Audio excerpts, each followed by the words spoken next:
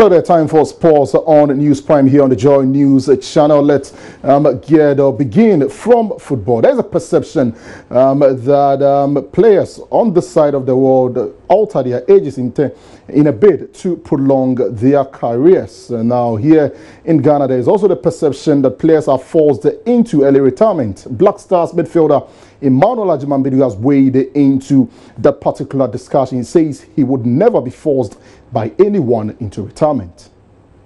Nobody can rush anyone to stop what you love to do.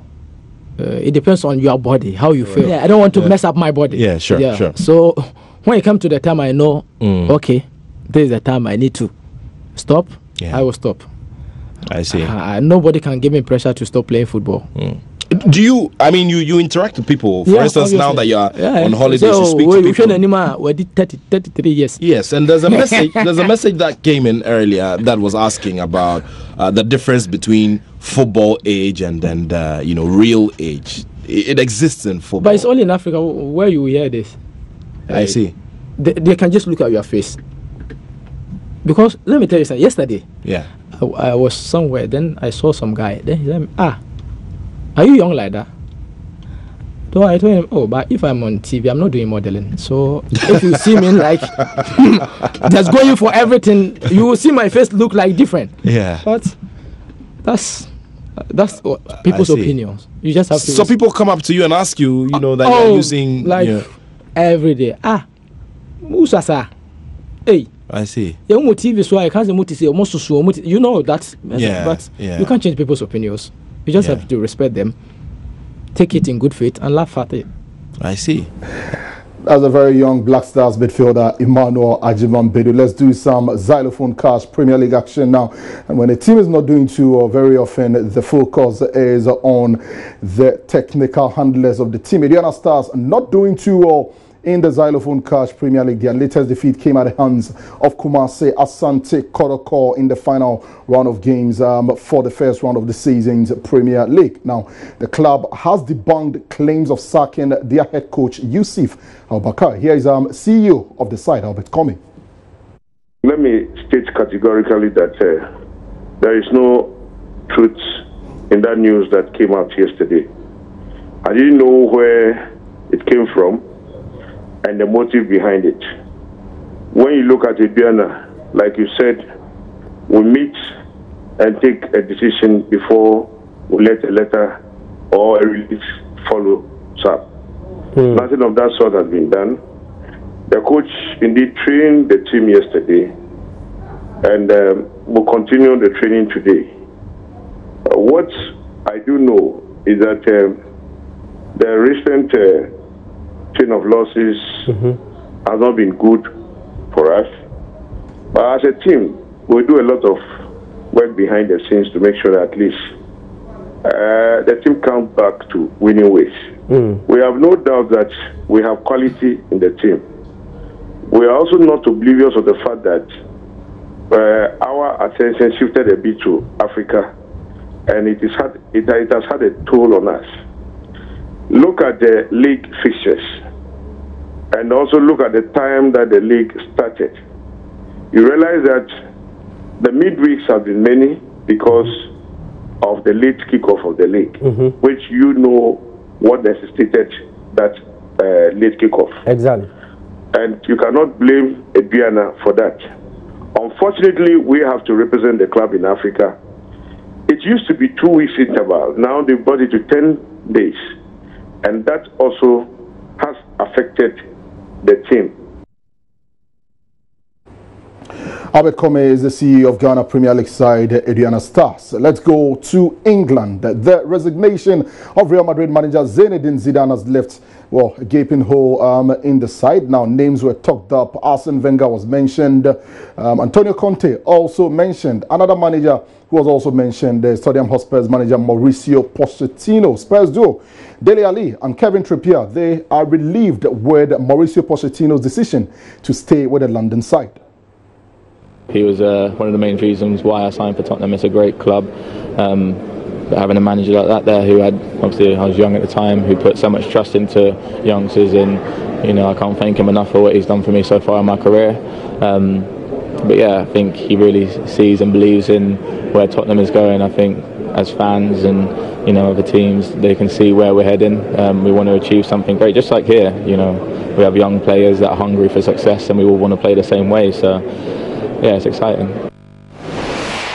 Yeah, obviously when you see the Real Madrid coming in for our manager, they're one of the biggest teams in the world, but the manager signed the new contract, which the players are delighted about, the fans are delighted about. It's a new challenge, going into a new stadium, and exciting times. The manager's an unbelievable manager. Is a key part to this club, and it's very important. All the boys are buzzing that he signed, and looking forward to walking out in that new stadium.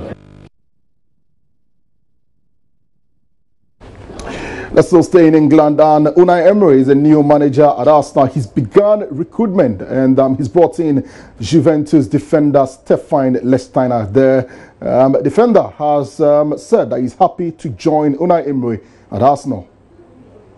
He's a very good coach. He won a lot of titles, especially also the UEFA Cup that this year we play. So a coach who knows what he wants, a coach who progresses also the players, also old players like me. So you never stop to learn. This big area from Wenger. He won a lot of titles with Arsenal. He did a big thing. So and now it's a new moment. Wenger he went, and now everything is a little bit new. So it's a big challenge. Yeah, there is a project. There is the project to come back in the Champions League. I think it's hard to see a club like Arsenal that not playing in the Champions League. If you see the player, if you see the club, the stadium, so it's the project, the big objective to come back on the highest level. Well, this is Lichtsteiner playing for his team Switzerland against Hungary, scoring a neat goal as well.